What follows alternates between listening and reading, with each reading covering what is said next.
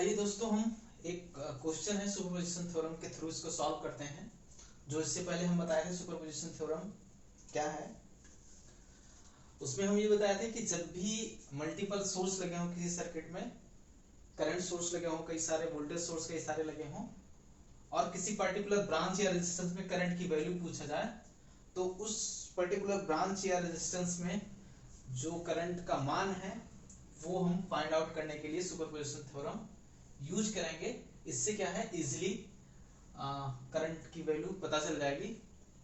और इस तरह के क्वेश्चन जनरली एसएससी जेईई में कई बार पूछता है। जब हम डिस्क्रिप्टिव क्वेश्चन करते हैं, जो क्वेश्चन आता है सुपरपोजिशन थ्योरम के थ्रू पूछ लेगा, कोई सर्किट दे देगा, बोलेगा सुपरपोजिशन, क्योंकि और भी थ्योरम है कॉम्प्लेक्स सर्किट को सॉल्व करने के लिए। सुपरपोजिशन है, नॉर्टन है, थेवेनिन थ्योरम है, अपना ये केसीएल केवीएल है ही, उससे भी हम सॉल्व कर सकते हैं। लेकिन सुपरपोजिशन थ्योरम के थ्रू डायरेक्ट पूछेगा तो हमको इसी से ही सॉल्व करना पड़ेगा। उसमें और कोई मेथड लगाएंगे तो हमारा जो आंसर आएगा वो गलत आ जाएगा। आंसर तो सही आएगा, लेकिन जो क्वेश्चन अगर दिया है सुपरपोजिशन थ्योरम के थ्रू सॉल्व करना है तो वो आंसर जो है वो माना नहीं जाएगा। ठीक है, जो हम सॉल्व करेंगे। ठीक है, आइए हम सुपरपोजिशन के थ्रू इसको सॉल्व करते हैं। सुपरपोजिशन थ्योरम में हम ये बताए थे कि कितना भी सोर्स लगा हो किसी सर्किट में, हमको इंडिविजुअल सोर्स को पकड़ना है और इंडिविजुअल सोर्स को पकड़ के एक एक करते हुए उस पर्टिकुलर ब्रांच में करंट की वैल्यू निकाल लेना है विद डायरेक्शन, पॉजिटिव है नेगेटिव है, और उस पर्टिकुलर ब्रांच या रेजिस्टेंस में उन सभी करंटों का अलजेब्रिक सम कर लेंगे। जो वैल्यू आएगा वही उस रेजिस्टेंस या ब्रांच में करंट फ्लो होगा। ठीक है, इस सर्किट में इस वाले ब्रांच में पूछा है कि करंट की वैल्यू क्या होगी। इस वाले ब्रांच में, ये जो ब्रांच है ना, ये मतलब इस 5 ओम के रेजिस्टेंस में करंट की वैल्यू पूछा है। अगर हम इसका नाम रख दें, ए, ये बी है, ये वाला ब्रांच सी है, ये डी है, ये ई है, ये एफ है। ठीक है, अब हम नाम रख दिए, नाम रखने में कोई दिक्कत नहीं। पूछा है कि इस 5 ओम के रेजिस्टेंस में, 5 जो ओम का रेजिस्टेंस है, इसमें करंट की वैल्यू पूछा है कि करंट की वैल्यू क्या होगी। इसको सुपरपोजिशन थ्योरम से सॉल्व करना है। ठीक है, अब हम चलते हैं सुपरपोजिशन थ्योरम की तरफ। हम क्या करेंगे, एक एक सोर्स को लेंगे, उससे जितना करंट जाएगा इस वाले ब्रांच में विद डायरेक्शन के साथ कि ए टू बी जा रहा है या बी टू ए जा रहा है, वो हम नोट करते रहेंगे। बाद में फिर अलजेब्रिक सम कर लेंगे तो उसका वैल्यू निकल जाएगा। ठीक है, अब देखो ये भी ध्यान देना है कि अगर 2 सोर्स है तो 2 करंट इसमें जाएगा, 3 सोर्स है तो 3 करंट का वैल्यू निकलेगा, 4 सोर्स है तो 4, 5 है, 10 है, जितने सोर्स है उतना करंट, क्योंकि इंडिविजुअल से निकालना है तो उतने करंट यहाँ पे जाएंगे। डायरेक्शन के साथ हमको बस ऐड नोट करते रहना है कि अच्छा इस सोर्स से इतना गया, इस सोर्स से इतना गया, इस सोर्स से इतना गया, इस सोर्स से इतना गया, सबका सम कर देंगे, अलजेब्रिक सम कर लेंगे डायरेक्शन के साथ जो भी आएगा, और वही वैल्यू हो जाएगा। ठीक है, तो अभी हम एक सोर्स ही लगा हुआ है 12 वोल्ट का, एक सोर्स लगा हुआ है 24 वोल्ट का। तो अभी हम 24 वोल्ट वाले सोर्स से सॉल्व करते हैं। फर्स्ट जो सोर्स है, जो हमारा फर्स्ट सोर्स है, इसको मानते हैं 12 वोल्ट, और जो सेकंड सोर्स है ये है 24 वोल्ट। ठीक है, तो हम सेकंड सोर्स से पहले हम निकालेंगे, फर्स्ट सोर्स को रिमूव करेंगे। ठीक है, इसमें हम लिख देते हैं current finding through second source, that means 24 volt. ठीक है, हम 24 वोल्ट जो सोर्स है इससे हम करंट फाइंड करेंगे फर्स्ट। ठीक है, पहला हम स्टेप ये उठा रहे हैं, ध्यान से देखना आप लोग। अब इस वाले से हम फाइंड करेंगे, तो ये वाला जो वोल्टेज सोर्स है इसको हमको हटा देना है। रिमूव करना है। जो ये जो रेजिस्टेंस है ये बैटरी मान के चलते हैं, ऐसे बैटरी है, ये ऐसे बैटरी लगी हुई है, ये इसका क्योंकि बैटरी का भी कुछ इंटरनल रेजिस्टेंस होता है। एक बैटरी यहाँ लगी है जो बैटरी सोर्स है, इसका भी इंटरनल रेजिस्टेंस, इसका 1 ओम है, इस वाले बैटरी का भी इंटरनल रेजिस्टेंस 1 ओम है, इस वाले बैटरी का भी इंटरनल रेजिस्टेंस 1 ओम है।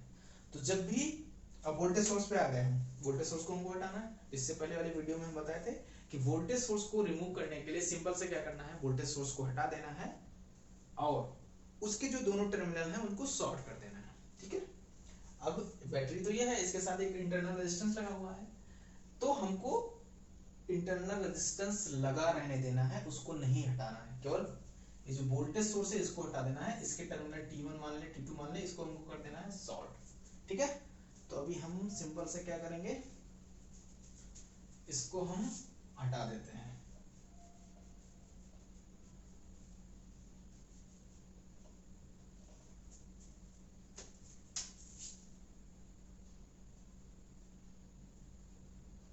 ठीक है, इसको हम हटा दिए वोल्टेज सोर्स को, और इसका टर्मिनल जो एक ये था, एक टर्मिनल ये था, इसको हम क्या कर दिए, शॉर्ट कर दिए। ठीक है, इसका जो टर्मिनल T1 था, एक टर्मिनल T2 था, इसको हम क्या कर दिए, शॉर्ट कर दिए। ये वोल्टेज सोर्स हट गया, इंटरनल रेजिस्टेंस रहने देना है, इसीलिए हम लगा रहने दिए। जो 1 ओम का रेजिस्टेंस है ना, इसको हम लगा रहने दिए। ठीक है, अब हम देखेंगे कि इस वोल्टेज सोर्स की वजह से कितने वैल्यू का करंट यहाँ पे फ्लो हो रहा है, वो हम नोट करेंगे।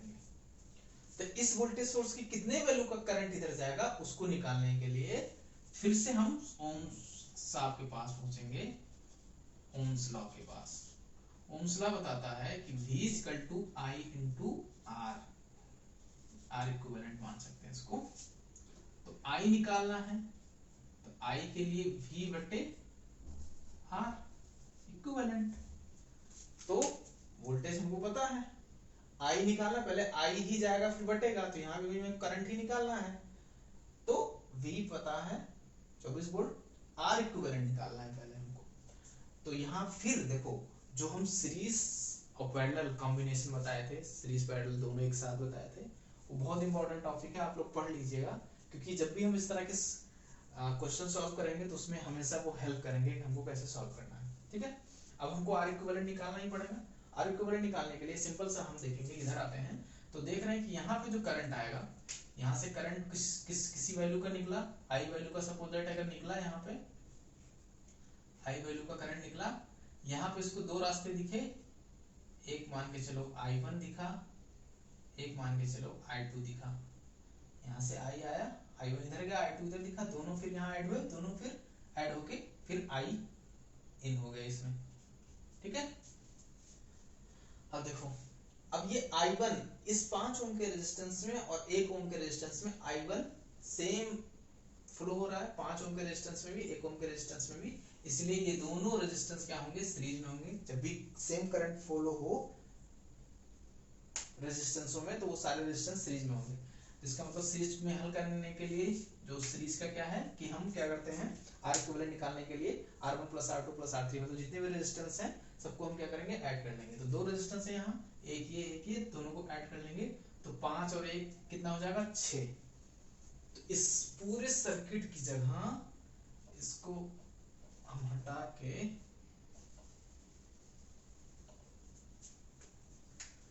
इसको यहाँ एक रेजिस्टेंस आ जाएगा 6 ओम का। ठीक है, 6 ओम का आ गया। अब I आया, I1 इधर से आया, 6 ओम में फ्लो हुआ, I2 इसमें फ्लो हुआ। अब दोनों ब्रांचों में करंट हमारे डिवाइड हो रहे हैं, ये जंक्शन B है, B जंक्शन पे हमारे ये करंट डिवाइड हो रहे हैं। तो जब भी करंट हमारे डिवाइड होते हैं किसी पर्टिकुलर जंक्शन पे, तो उस जंक्शन पे जितने भी ब्रांच के जो रेजिस्टेंस है वो आपस में पैरेलल में होते हैं। तो इसका मतलब 6 ओम का रेजिस्टेंस और ये 6 ओम का रेजिस्टेंस, ये दोनों होंगे पैरेलल में।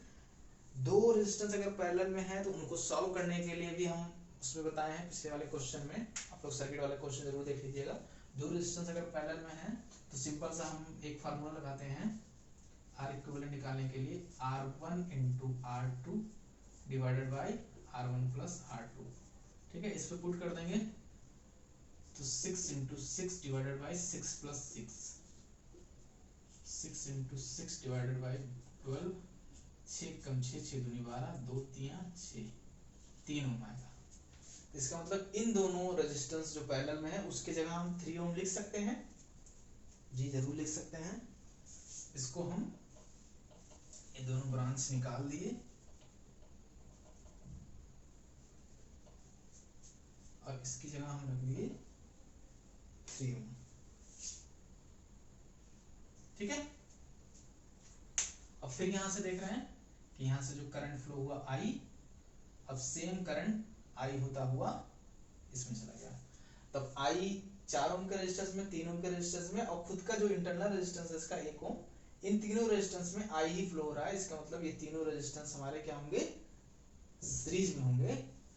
तो R इक्विवेलेंट जो फाइनल R इक्विवेलेंट की वैल्यू आएगी, फाइनल R इक्विवेलेंट की जो वैल्यू आएगी वो 4 प्लस 3 प्लस 1 इक्वल टू 4 3 7 1 8 ओम आएगी। ठीक है, अब R इक्विवेलेंट भी पता चल गया तो I का मान हमको पता चल जाएगा। ठीक है, अब I जो यहाँ निकालेंगे हम, वोल्टेज कितना है 24 वोल्ट, 24 बटे 8।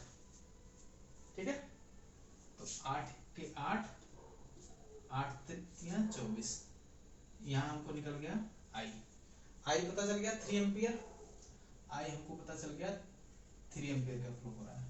अब हमको जो वैल्यू निकालना था वो A2, यहाँ A था ना और यहाँ था 5 ओम का रेजिस्टेंस, और यहाँ जो 1 ओम का रेजिस्टेंस लगा था, यहाँ 5 ओम का रेजिस्टेंस लगा था और ये ऐसे कनेक्ट था। ठीक है, और यहाँ जो था, यहाँ 6 ओम का रेजिस्टेंस था, ऐसे ही था स्टार्टिंग में ना, जब सॉल्व करते गए तो यहाँ ये वोल्टेज सोर्स हटा के उसको सॉल्व कर दिया तो 1 ओम का था, यहाँ 6 ओम का था, यहाँ 5 का था। ठीक है, यहाँ 4 था, यहाँ 3 था। I हमको पता चल गया 3 एम्पियर है।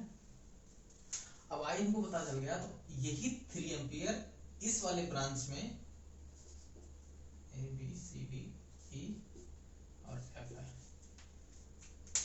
I जो एम्पियर है वही I1 बना इधर और I2 बना इधर, मतलब कुछ करंट I1 बन के इधर गया, कुछ करंट I2 बन के इधर गया और दोनों ऐड होके फिर I इसमें इन हो गया। अब सिंपल से देखो, अब हमको I1 का वैल्यू निकालना है। तो देखो, जब हम दो ब्रांच में हमारे करंट डिवाइड हो रहे हैं तो करंट डिवाइडेशन रूल से भी हम बताए थे। अभी क्या है, हम देख रहे हैं कि ये दोनों रेजिस्टेंस सीरीज में है तो डायरेक्ट हम 6 ओम भी लिख सकते हैं, तो इसको हम 6 ओम मानेंगे। ठीक है, तो सिंपल सा हम ये देख लें कि जब करंट हमारा सेम वैल्यू के रेजिस्टेंस में डिवाइड हो रहा है, जैसे 6 ओम यहाँ भी है, ये दोनों ऐड होके भी 6 ओम बना रहे हैं, तो जाहिर सी बात है कि दोनों रेजिस्टेंस 6 6 हैं तो 3 का आधा इसमें जाएगा, 3 का आधा इसमें जाएगा। इसको हम सिंपल देखते हुए भी सॉल्व कर सकते हैं, और अगर हमको उस जो करंट डिवाइडेशन रूल वाले उस पे जाना है तो उससे भी हम सॉल्व करते हैं। अब हमको I1 निकालना है। I1 निकालने के लिए क्या होता है, total current I into I1 निकालना है तो अपोजिट ब्रांच का रेजिस्टेंस, अपोजिट ब्रांच ये है 6 कर लिए, बटे दोनों ब्रांच के रेजिस्टेंसों का योग। एक ब्रांच ये है, एक ब्रांच ये है, तो ये ब्रांच का रेजिस्टेंस 6 है, इस ब्रांच का रेजिस्टेंस भी 5 + 1 ये भी 6 ही है, तो 6 + 6, और I का मान क्या है 3 है। यहां से इसको सॉल्व करेंगे तो 3 × 6 डिवाइडेड बाई 6 12 होगा, 3 × 9 3, 3 × 4 12। ठीक है, 2 × 2 4, 2 × 3 6 और 2 × 1 9 2, 2 × 5 10। तो I1 जो मिला यहाँ पे वो मिला 1.5 एम्पियर। डायरेक्शन क्या होगा, क्योंकि I1 इधर फ्लो हो रहा है B2A, तो यहाँ हम लिखेंगे 1.5 एम्पियर। करंट का जो डायरेक्शन है वो B2A है, इस तरह से जरूर लिखेंगे। ठीक है, अब हमको एक सोर्स से इस वाले सोर्स से यहाँ पे जो करंट आ रहा है वो मिल गया। ठीक है, इसमें कोई दिक्कत नहीं है। अब हम, ये हमारा सेकंड सोर्स से हो गया। अब हम लेंगे सेकंड, लेंगे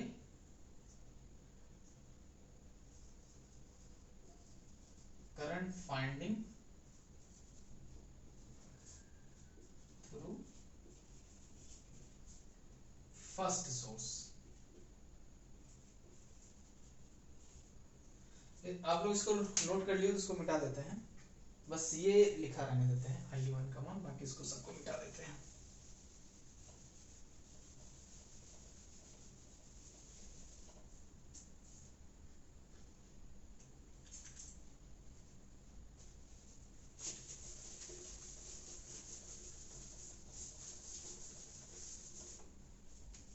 तो I1 जो हमको पता चला था, I1 पता चला था 1.5 एम्पियर, और डायरेक्शन क्या था, करंट का डायरेक्शन था B to A।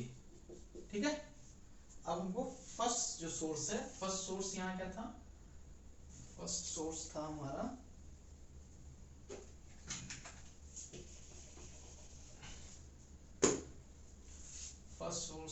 यहाँ पे 12 वोल्ट का था, और यहाँ पे इंटरनल रेजिस्टेंस 1 ओम का था। ठीक है, हाँ ठीक है सब, इसको भी मिटा देते हैं।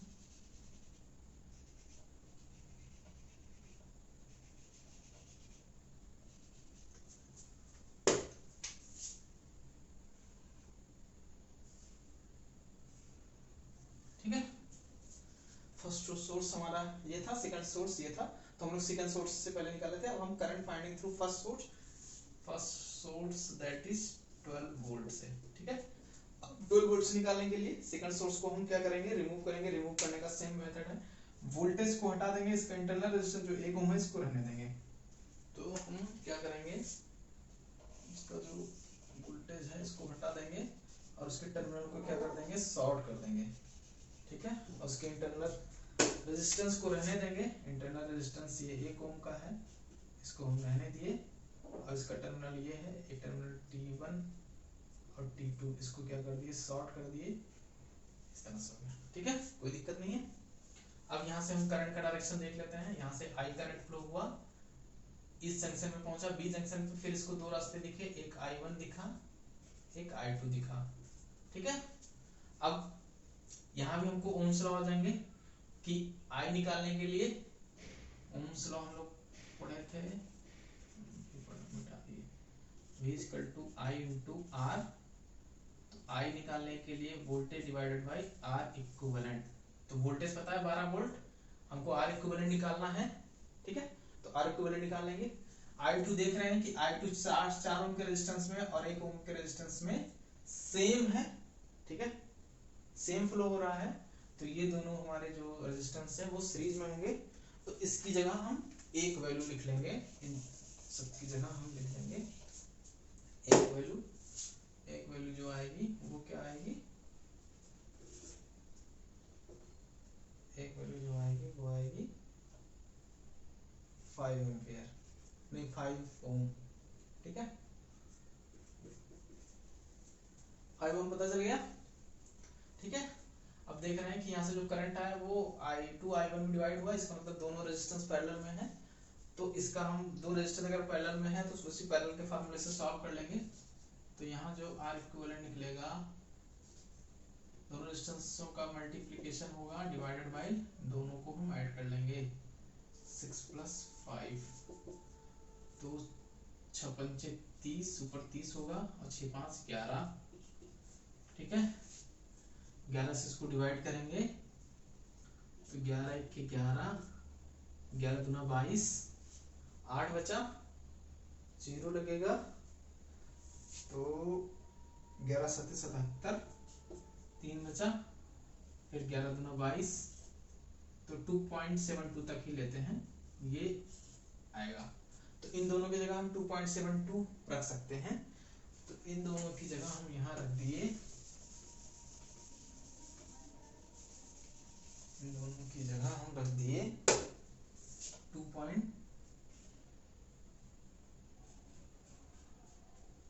यहाँ हम रख दिए 2.72 ओम। ठीक है, अब फिर यहाँ देख रहे हैं कि I जो है करंट वो 5 ओम के और इसके 2.72 ओम के और 1 ओम के रेजिस्टेंस में I ही फ्लो हो रहा है, तो इसका मतलब ये तीनों रेजिस्टेंस हमारे सीरीज में है। तो हमको जो फाइनल आर इक्विवेलेंट मिलेगा, जो फाइनल आर इक्विवेलेंट मिलेगा वो 5 प्लस 2.72 प्लस 1, तो 5 1 6 2 8 8.72 ओम। ये कहाँ से मिला? ये हमको मिला दोनों क्योंकि सीरीज में है, तो 5 प्लस 2.72 प्लस 1। ठीक है, हमको फाइनल आर इक्विवेलेंट मिल गया। अब यहाँ से करंट का मान निकालेंगे। ठीक है, तब I इक्वल टू क्या होगा? वोल्टेज पता है 12 डिवाइडेड बाय 8.72, तो इसकी जो वैल्यू आएगी 8.72 की,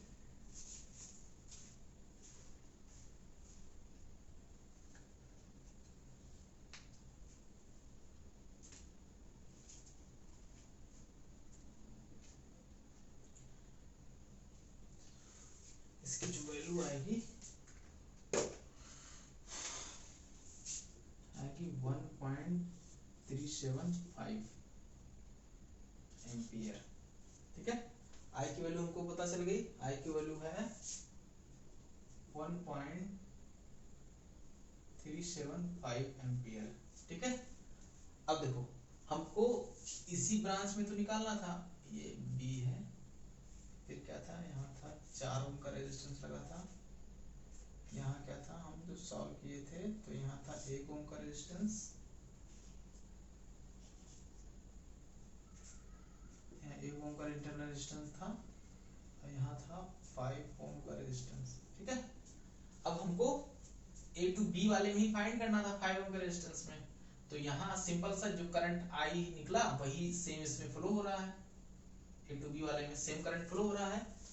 तो जो करंट की वैल्यू आएगी फर्स्ट सोर्स से वो आएगी 5 ओम के रेजिस्टेंस में, 5 ओम के रेजिस्टेंस में जो करंट की वैल्यू आएगी, current value in 5 ohm resistance वो आएगी 1.375 एम्पियर। डायरेक्शन क्या होगा? करंट का डायरेक्शन होगा A to B। ठीक है, अब एक हमको करंट पता चल गया, फर्स्ट सोर्स से जो करंट जा रहा है वो 1.375 एम्पियर है, डायरेक्शन है A to B। Second source से जो करंट जा रहा था वो 1.5 एम्पियर है, इसका डायरेक्शन है B to A, इसका डायरेक्शन B to A है, 1.5 है, इसका डायरेक्शन A to B है। ठीक है, इन दोनों का अलजेब्रिक सम कर लेंगे, तो देख रहे हैं कि B to A 1.5 ये बड़ा है और 1.375 ये छोटा है, तो अलजेब्रिक सम में बड़े में से छोटा वाला घट जाएगा, तो 1.5 माइनस 1.375। ठीक है, तो जो करंट होगा I फाइनल, इसको हम सॉल्व कर लेंगे, तो सिंपल सा 10 से 5 गए 5, ठीक है, फिर 9 से 7 गया 2, 4 से 1 गया, 4 से 3 गया 1,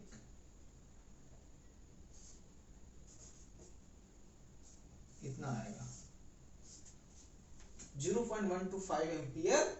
और करंट का डायरेक्शन बड़े वाला लिया जाएगा, यहाँ पे आपको करंट का मान ऐसे लिखना है कितना होगा डायरेक्शन, क्योंकि ये वाला बड़ा है तो डायरेक्शन कौन सा होगा B to A,